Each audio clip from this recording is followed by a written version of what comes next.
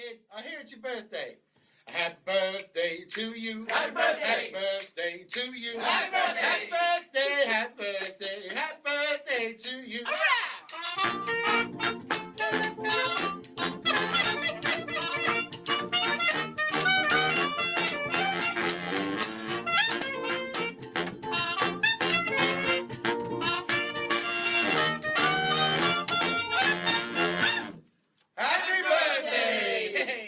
Cordial bonjour, je suis Priscilla des Jardins de la Forêt et vous êtes sur Belle en Bulle, une chaîne qui décrypte les mangas de façon toute personnelle. Qui ne connaît pas Ryo Saiba, City Hunter, Nicky Larson, les talents de Shinjuku? Ou alors, vous loupez un sacré personnage, au mokolé envahissant. Vous ne comprenez rien? Je vais tout vous expliquer.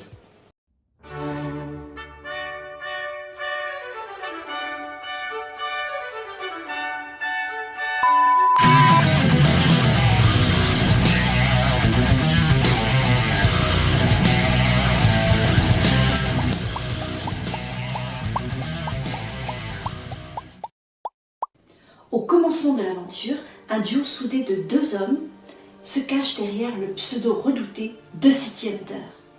Ryo Saiba, le tireur d'élite hors pair et ancien mercenaire, et Hideyuki Makimura, un flic aguerri. À eux deux, ils torpillent les organisations criminelles de Tokyo, mais c'est sans compter le cartel de drogue de l'Union Top, pas fair play pour dessous, qui va dézinguer Makimura. C'est sur cette tragédie que l'histoire commence. Mais ne vous y fiez pas, Ryo a le potentiel pour vous faire passer par tous les degrés d'émotion et sa fine équipe également. À commencer par sa fameuse nouvelle partenaire, Kaori Makimura, la sœur du défunt flic. Mais ça, nous allons le voir tout à l'heure. D'abord sommairement, la première édition de City Hunter date de 1985 en 36 volumes. Elle a été rééditée chez Panini Manga en 2005 en version ultime. Plus grand format, traduction inédite et bien meilleure que l'original, et les pages couleurs de l'édition originale conservées. Et celui-ci vient tout droit du Japon. Regardez cette beauté. Il y a aussi 3 numéros spéciaux, X, Y et Z, en référence au code utilisé pour contacter City Hunter sur le tableau de la gare de Shinjuku. On se régale devant les illustrations en noir et blanc ou couleurs inédites et des interviews de Tsukasa Ojo, son créateur, qui nous en raconte l'origine. Il y a depuis 2019 une nouvelle adaptation, Kyukara City Hunter ou City Hunter Rebirth, dont le maître Ojo a supervisé le scénario et Nishiki Sokra les dessins très fidèles. 8 tomes en cours, le prochain en février, mais à l'instar de The Ancient Magus Bride que je vais vous mettre en lien juste ici, je vais me concentrer sur la trame principale et il y a de quoi faire. On pourrait citer également l'histoire parallèle d'Angel Heart, mais parlons d'abord du créateur. Tsukasa Ojo, digne héritier d'un Osamu Tezuka, dont il aura gagné le second prix organisé par le célèbre magazine Shonen Jump en 1980 avec Je suis un homme et signe son contrat dans la foulée. L'année suivante, il se met à son premier grand succès, Cat's Eyes, dont Ryo est inspiré directement du voleur Masato Kamiya, dit le rat. 2 ans plus tard, la série est adaptée en animé et connaît un succès international. En 1985, il lance City Hunter, ou Nicky Larson en français, et c'est la consécration.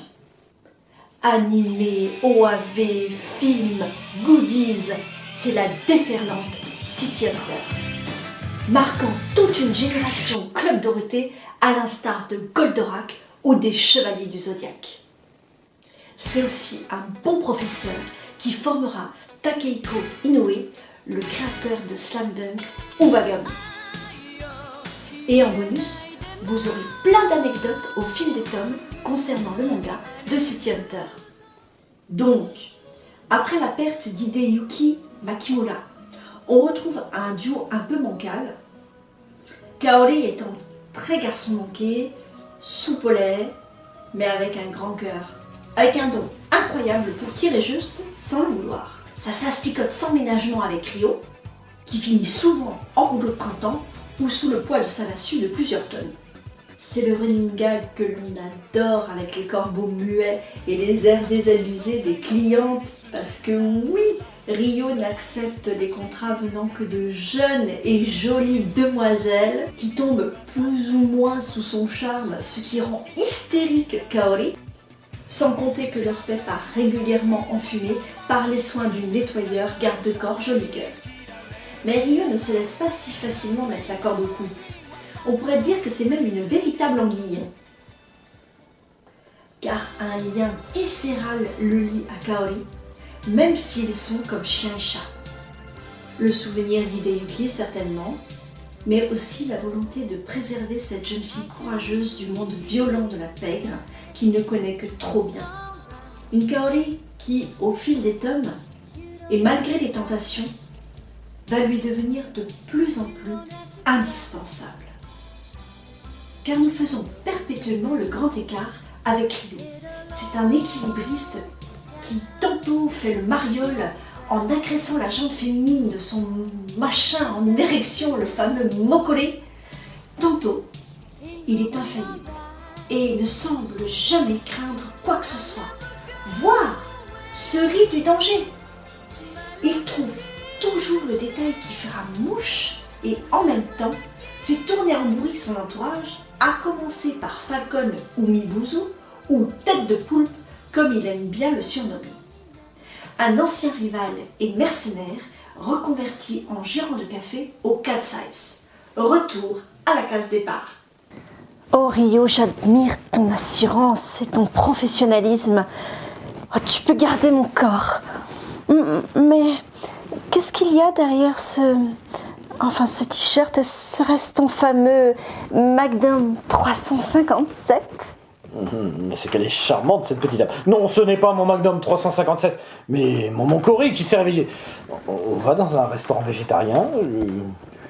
Dis donc, Rio, je te laisse 5 minutes et tu harcèles déjà une pauvre femme. Tu vas goûter à ma massue. Banzai! Mais Laura, je te jure, pour une fois, j'ai rien fait. Bon, reprenons. Avec City Hunter, ce qui en fait une œuvre de grande envergure, c'est des scènes d'action à couper le souffle, un coup de crayon exceptionnel, non censuré, un humour omniprésent, mais surtout une construction d'intrigue en béton avec des personnages principaux, mais aussi secondaires, ultra travaillés, avec un passif bien construit. Si les débuts et réactions de Ryo sont plutôt sombres et froids au commencement de la série, l'auteur prend le parti d'alléger tout cela en nous dotant d'un héros virevoltant au travers des difficultés sans vraiment se ramasser, ce qui pourrait l'interroger, voire lasser.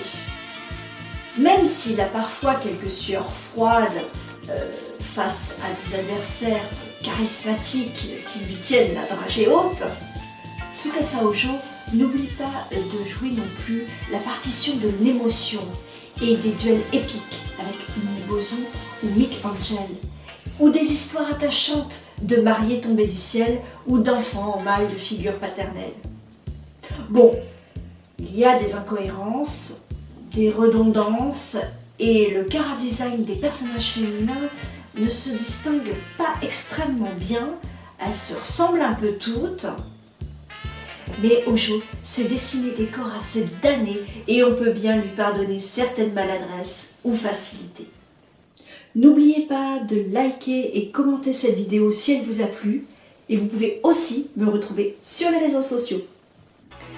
Je pourrais disserter des heures sur City Hunter, mais le mieux, c'est de vous laisser découvrir son riche univers, ses personnages hauts en couleur et son héros qui, tel un oignon, se révèle parcimonieusement par couches. Il y a donc aussi l'anime associé que je vous recommande en VOST, car en version française, vous ne sauriez garder votre sérieux, bien qu'elle soit devenue attachante à force, avec la bande-son qu'on adore.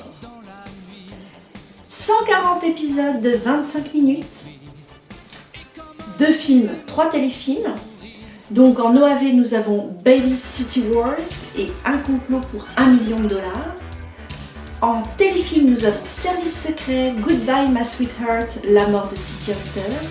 Et 2 films, Amour, Dessin et Magnum 357 et Nicky Larson, Private Eyes. Il y a aussi le film de Philippe Lachaud. Oui, je vous entends, mais oui, il y a aussi le film de Philippe Lachaud qui, pour ma part, je le considère comme une libre adaptation qui fait son job et qui m'a fait bien rire. On retrouve bien le côté potache mais fidèle de la version japonaise. Ainsi s'achève cette plongée dans le Shinjuku de Tsukasa Ojo qui a marqué des générations de lecteurs. J'espère que cette vidéo vous aura plu. N'hésitez pas à me laisser des commentaires pour échanger sur vos impressions et checker les liens en description. Cordialement Rose!